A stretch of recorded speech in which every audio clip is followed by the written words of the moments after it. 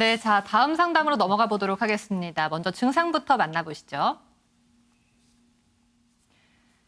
네, 60세 여성분이신데요. 상열감을 느낀다고 합니다. 상열감이 있고요. 땀도 나고 일상생활하기가 어렵다고 하는데요. 가슴 두근거림까지 있다고 하네요. 네. 네, 이제 나이로 보면 좀 그렇지만 증상으로 보면 저희가 이제 갱년기 증후군처럼 나오는 그런 증상이거든요. 그래서 아무래도 이제 호르몬 기능의 변화라든가 이제 내 몸의 노화로 인해서 어떤 피해 기능이나 어떤 영양분이 떨어지면서 나타날 수 있는 증상인데요. 일단 연결을 해서 원인이 무엇인지 한번 찾아보도록 하겠습니다. 네. 시청자님, 안녕하세요. 네, 안녕하세요. 네, 시청자님. 네, 안녕하세요. 네, 갱년기의 증상이 있으셨나요? 네, 네. 얼굴이 이렇게 날씨가 좀 덥거나 그러면 얼굴이 확 이렇게 위로 열이 쏟으면서요. 땀이 나고 얼굴도 불그스름해지고요. 그게 또 언제부터 요즘- 그러신 거예요?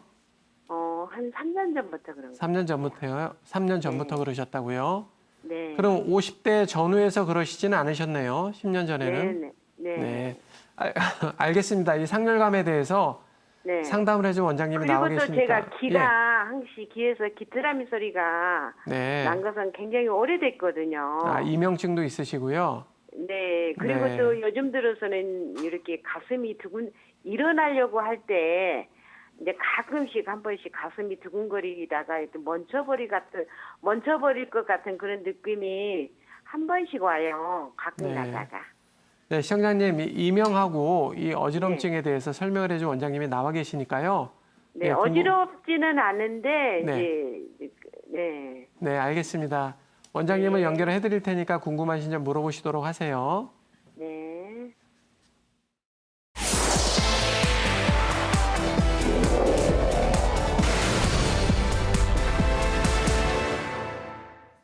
네, 시청자님 안녕하세요.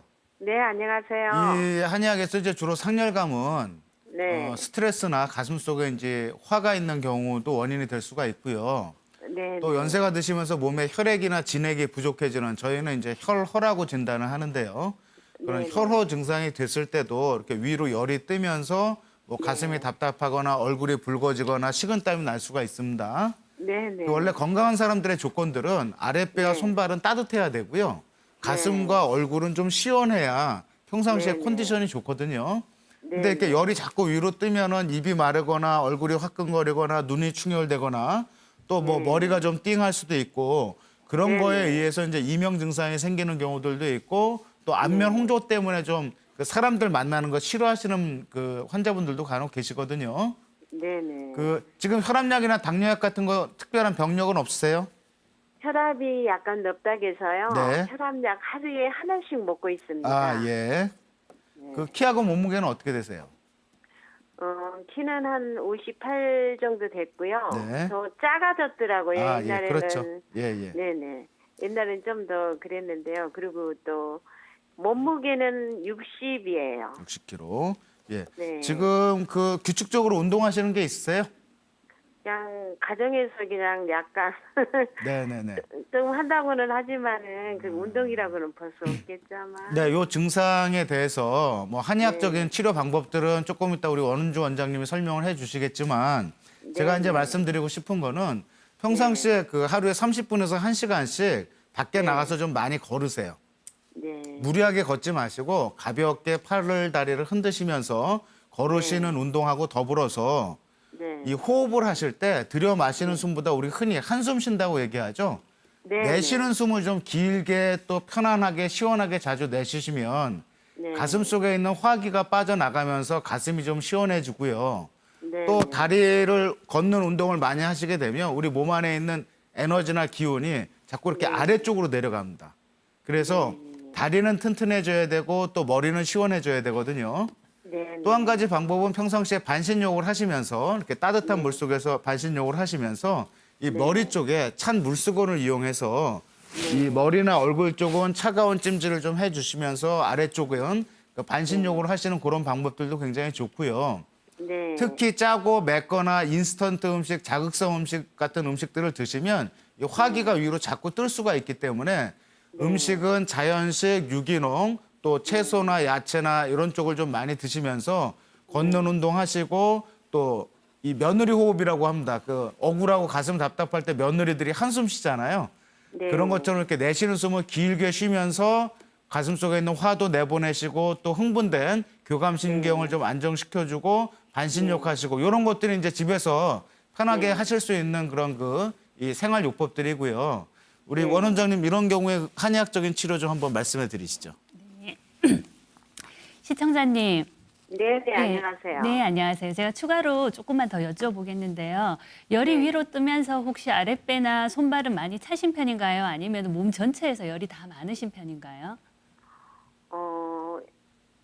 손발은 가끔가다 이렇게 찰 때도 있고요. 예, 그렇게 아주 차지는 않아요. 네. 추위는 전혀 안 타세요? 그래서 저는 이렇게 사계절 중에서 여름을 제일 싫어해요. 그러면 더우니까. 추위는 안 타고 더위는 굉장히 심하게 타시는 편이다, 그죠? 네. 예, 예.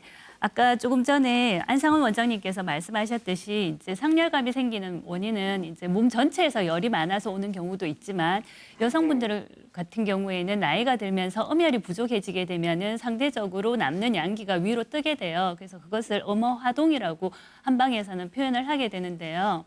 이렇게 되면은 이제 엄열이 부족해져 있기 때문에 심장으로 가는 그 혈류 순환이 약해지게 되고 심장의 기능도 상대적으로 좀 떨어지게 되는 현상이 나타나게 됩니다.